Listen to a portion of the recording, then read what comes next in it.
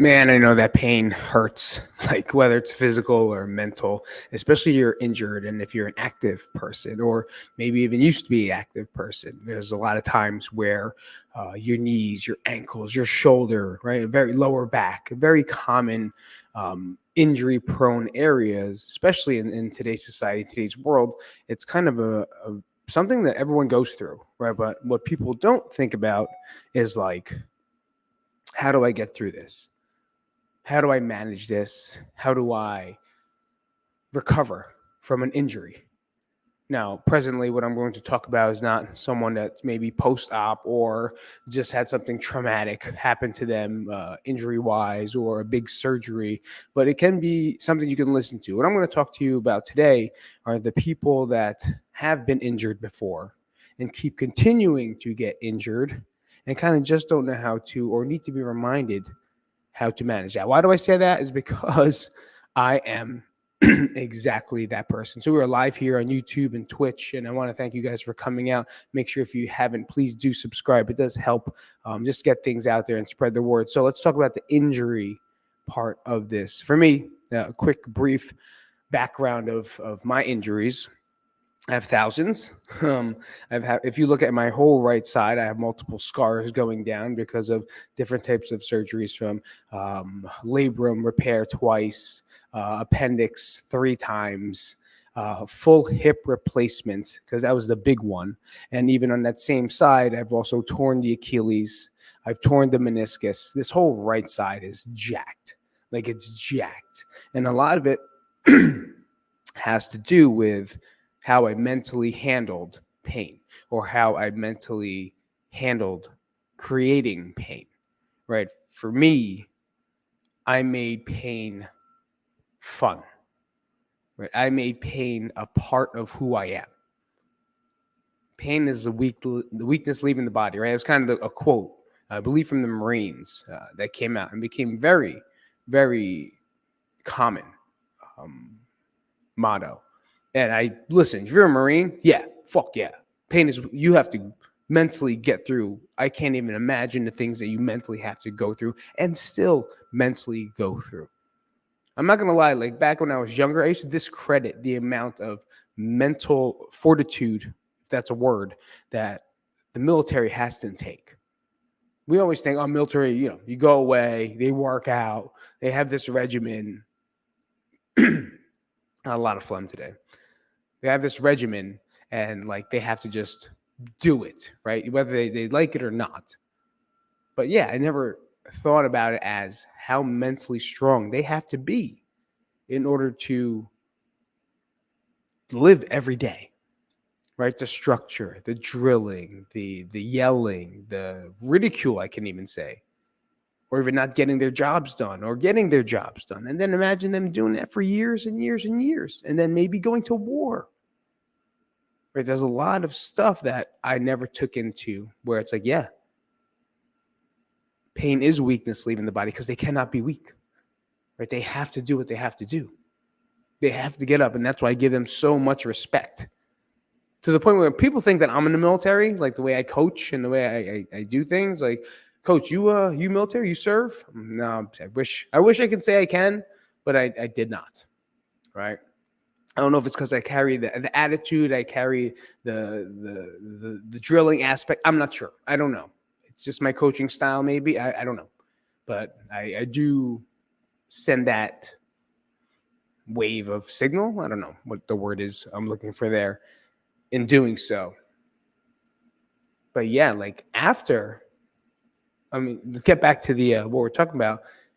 Pain hurts. And I used to use pain as a positive. Right? Damn, that workout was fucking nasty. That workout killed my legs. That workout killed me. I almost I was doing a ruck for so long that I blew my back out, but I continued to keep doing it, even though I had shooting pains down both legs. I fell down off the bar and I broke my arm, but I continued to keep finishing. You know what I mean? Like, there's no reason for me to keep finishing. There's no reason for me to keep going in a time where I know I was completely injured, right? But I'll limp my way out. I'll finish the job. I'll get it all the way done, regardless of what it felt like. And that was something that I really enjoyed, weirdly enough. I guess it was the fact that, like, I said I'm going to do it, and now I have to finish it, regardless of what happens during. Right? I guess that whole David Goggins things, right? Like he broke his leg. I don't know the whole thing, doing like 75,000 miles, but he finished it anyway, even though with like broken feet and broken knees and torn MCL. He just finished. There's something that clicks in some people where it's like, no, fighters are a great example. How many of them probably have broken shoulders, broken arms, what fighter actually goes into a professional or a regular fight at 100%? Zero. Right? They're all dealing with some type of injury. They're all dealing with some type of nuisance. But here's the goal, right? Here's Marshall, Francis, and no matter what happens, I have to perform. Right? This is my purse. This is my ticket. I'm going to perform now. This is my dream. So I'm going to do it. That's another person that has something on the line in order to do so. Me, I had nothing on the line. The only thing I had on the line was my ego. And I would hurt myself over and over and over and over again. But a lot of the stuff wasn't really just from working out. It was from nutrition and the autoimmune diseases that I have, and just really never understanding that was part of it. And as you grow, you learn. And that's kind of what we're going to talk about today. No, that is what we're going to talk about today. Right? Because it's important to understand how difficult it is to mentally deal with an injury or pain. Say you're straight out, right? And I know a couple of my friends right now got MCL, ACL surgeries, which means they're laid up. And these two are like completely all about jiu-jitsu, right? They're all about training. They're always training. They're all about competing. They're learning everything. They love it. They love it. And now they're laid back. And I'm sure that they are hurting mentally, just waiting for what's next. When am I going to do this? What's next? What's next? What's next? Come on, please. Come on. Let's get it fast. Oh, it feels good. Now I can start, and that's when like the problems do occur. The problems do occur is when we try to rush the normal healing process of the body. And I'm not saying that it's not going to feel good. It may feel good, but deep inside, you don't know if it's ready. And that's why we have to listen to protocol, and we have to do the exercise, and we have to continue to doing those things, as stupid as that sounds. Right? It's part of recovery. And people underestimate the art of recovery. Doing the heating, doing the icing, doing the soft tissue rubbing, doing the weird knee slides on the couch while you're laying there, doing the leg lifts, going to physical therapy 2 to 3 times a day, post-op probably like 3 to 4 times a day. But the more you go to PT, the more you do it, the faster it's going to recover. Listen to the PT, find a good PT, and then really know your way into it. So those are the ones for the post-op. But here's the one thing, right? The one thing that I do whenever I catch myself in that garbage trend of why do I feel like this? Why does my body feel like this? Right? Because the reason it's feeling that way is because I'm comparing myself to wrestling Pete, bodybuilder Pete, Tough Mudder Pete, bodybuilding Pete, competing Pete. And I'm putting all those wonderful images and trying to relive those Petes. There's no such thing of that. Right? And I have to accept. So the hardest part is, and the most important one, is acceptance. Accepting that I may not be the same body. I am not the same body I was 20 years ago, 10 years ago, 5 years ago, last year, last week. You understand that? Accepting that we are no longer them is the most important part. Stop living like Al Bundy in Polk High, running touchdowns as a running back in whatever town he lived in. If you don't know Al Bundy, go fuck yourself, first off. Al Bundy's from Married with Children, a TV show on Fox, who was a dad that whenever he got to talking about high school football, Polk High, he would talk about all the touchdowns in one game he did. And it's just like one moment, but like he just keeps reliving. He still thinks he's that guy. He still thinks he's them. And then, he falls on the couch, throws up, drinks a beer, something like that. But that's also us. right? He's a perfect example of what we do to ourselves in our head when we try to relive these moments of things that are gone. They're not there no more. And the faster we accept the fact that we can just live with what we have right now, you will be 10 times happier and more willing to do the stuff that you need to do. Because you'll be like, oh, I never need to stretch. I never did this because I don't. Exactly why the reasons we have to. I have a band over there for terminal knee extension, and I have a Mobo board down there to work my foot strength. And I do it multiple times a week. Why? In order to help prevent my knee from exploding and my Achilles from exploding, because I know that's what's coming next. I don't want it to, and that's why I'm doing it, because I don't want it to happen. I've never had to do that stuff. Never. I do like what? Toe touches, take a jog, I'm out, start lifting, Start do wrestling, get out of here. Yeah, run, do some push-ups, go. It doesn't work that more. So another two things that we have here is focus what you can control and seek support. So I think those are important because seeking support is just knowing you have someone on your side. There's nothing better than knowing someone is on your side and understands what it is you're going through. And if you're listening to this and you are seeking support, you are seeking something to feel like, oh shit, you know what? We are the same. Nothing feels better than that. Knowing that you're not alone. Right? But focus on what you control. It may not be the things, let's see, let's read right away. While you may not be able to control the injury or aging process, you can now control it and respond to it. Focus on what you can do, aid your recovery, and maintain your overall well-being, right? Maintain how you feel. So focus on what it is we can do. Sure, I may not be able to bend my knee 90 degrees, but I can do some exercise to help strengthen it so I can get near that range just in case it does break 90 degrees and it doesn't explode.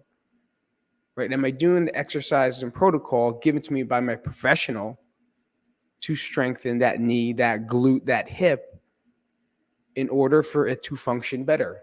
And I'm talking about this like on the mats or running or squatting. They say you can never. I remember when I got my hip surgery, like you'll never squat again. You'll never do burpees again. You'll never do this. I was like, yeah, go fuck yourself. How's that sound? Because I'm doing all of them again.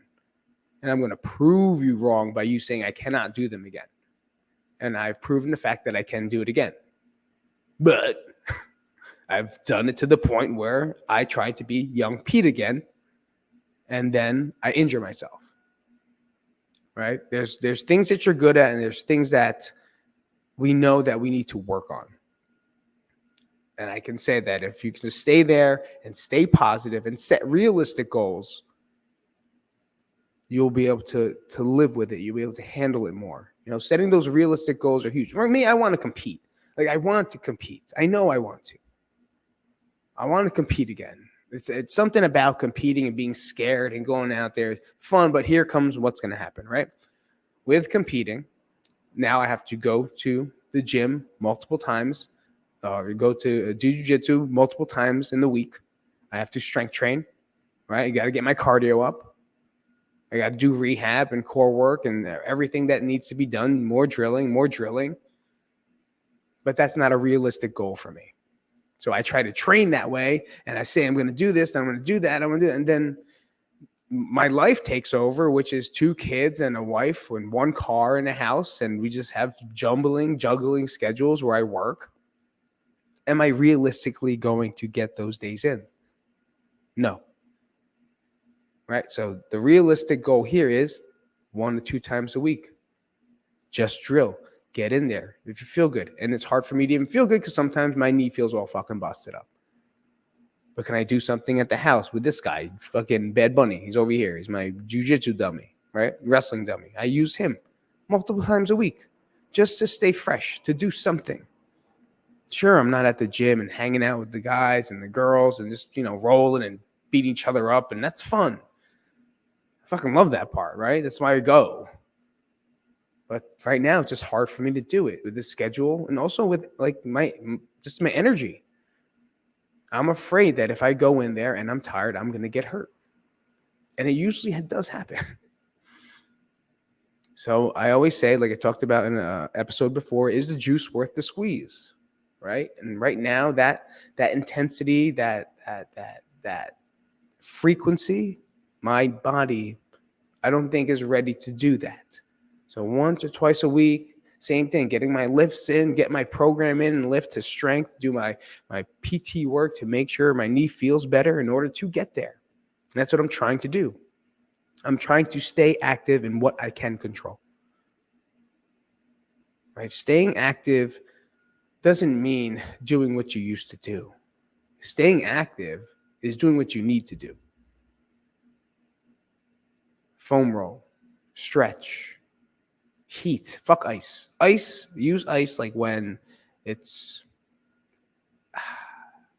blunt or like there's swelling. I've felt that heat is just better. And through what I've been told from my PTs, maybe it's changed. I'll do more research, but I always just use heat versus ice, right? Ice therapy for like cold plunges and cold therapy, but not for healing that joint. So like after I work out, maybe I'll put ice on it for like a little bit, but most time in order to warm it up, I'm putting heat. I got tons of heat pads. Right, and all the doctors that I worked with and professionals I worked with back in New Jersey to help me out, they said just keep the heat on. It just helps promote more blood flow and keeps that body going and really helps warm up, right, technically. So, oh shit, I forgot I was live for a second.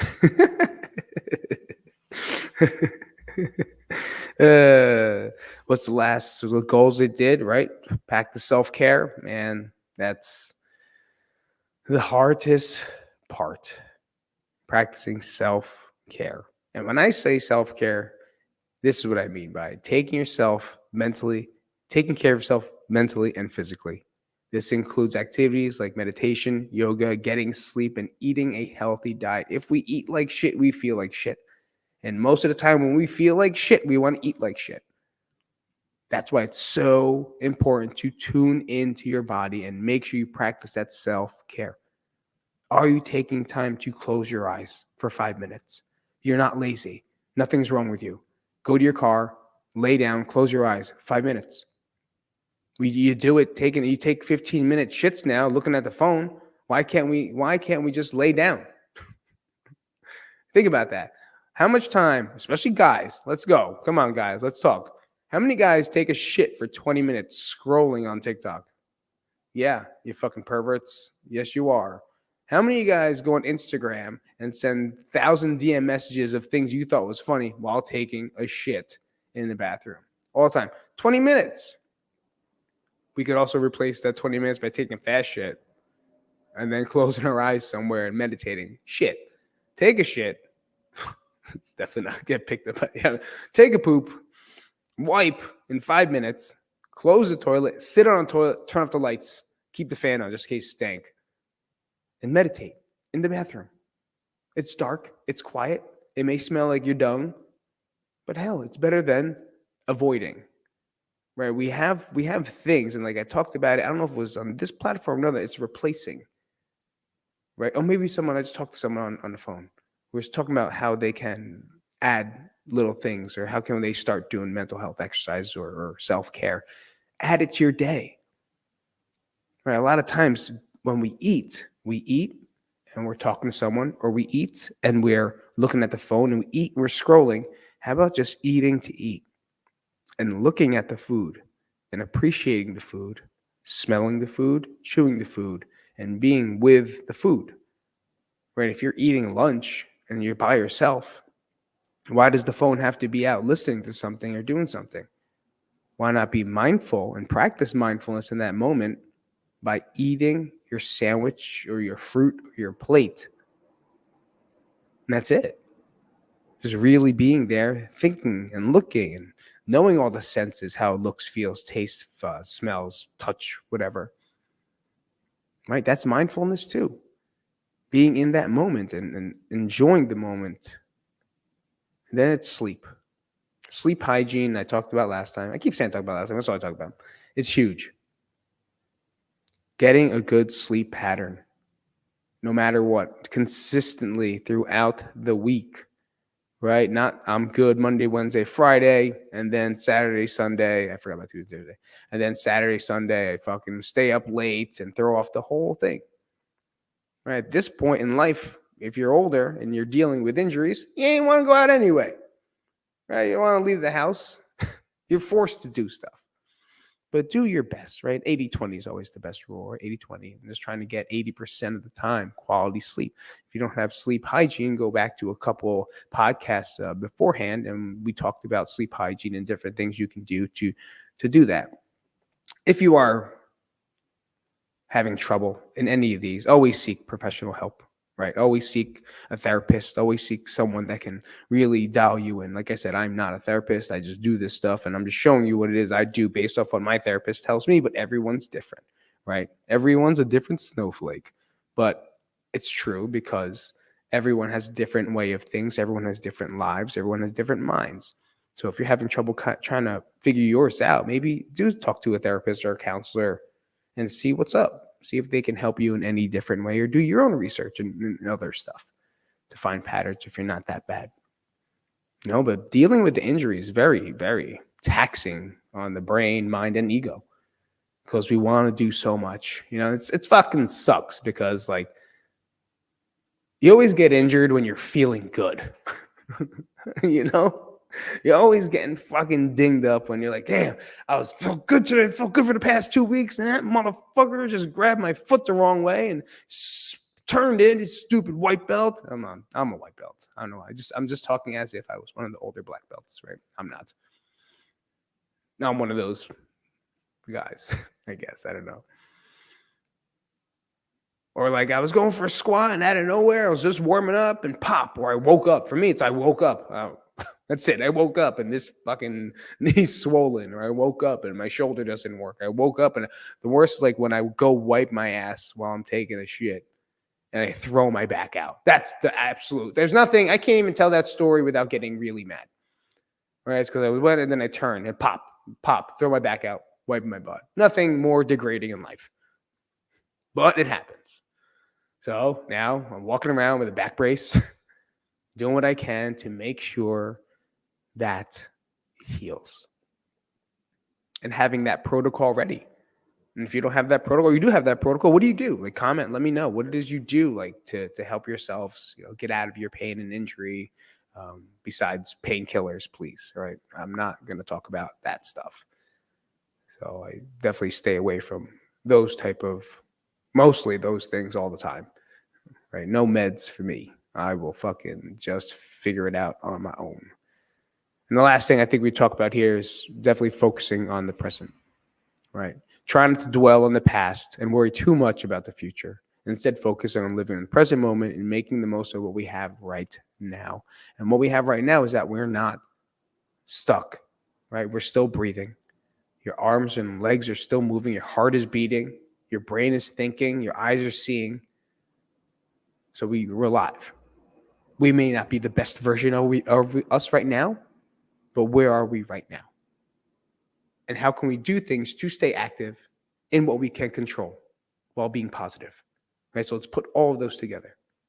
I cannot repeat that because I made that shit up right now and I don't remember what I said. But if you could rewind it, go back to those, I think those are really big points right there. Let me see. How can we focus on the present? Nope, don't know what I said. I don't. But the one thing that we can do is accept. And now what's the game plan? And if you need a game plan, DM me, comment, subscribe, do whatever you need to do, and I'll definitely help you out.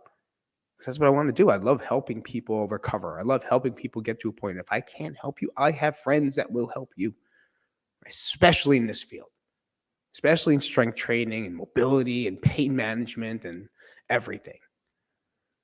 This is what I do. This is what I love. So if you're injured, keep your head up.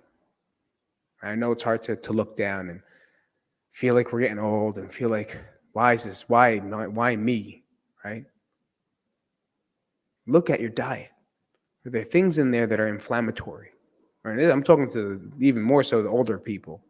Like, is there something in your diet that just when you eat it, does it make you feel shitty?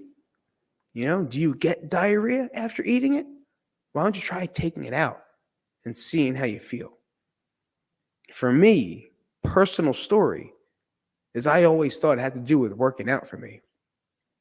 I didn't do everything pretty right. And then I eat the wrong thing and I'm in tons of pain.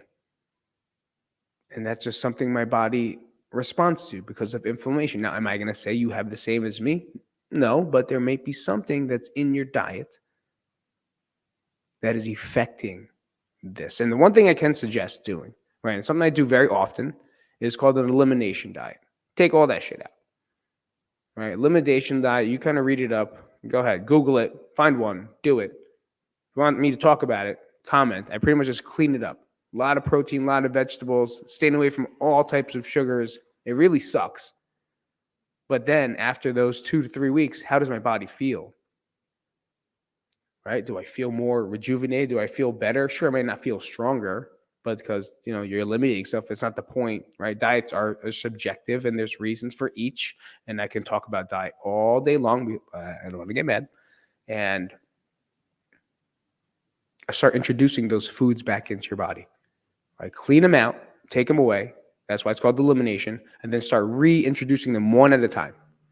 And oh shit, how did rice feel? Oh, I don't know. I feel stiffer today. Crap, why do I feel stiffer? Go back to elimination diet, And then it's a long process, it's a long road. A lot of people don't want to do it, but that's one of the best things we can do to really understand their bodies more. All right, what's today? Wednesday? I'll see you guys later. Peace out. Nah, I can't do it. I can't do it. They're live. I can't do it like that. Guys, thank you so much for coming out. I was trying to do like a really fast ending for the algorithm. Every once in a while, I got to try to algorize. All right. Have a good day. I got to get my kids. Oh, shit. 7:40. Till next time, everybody. Till next time, we're going to talk about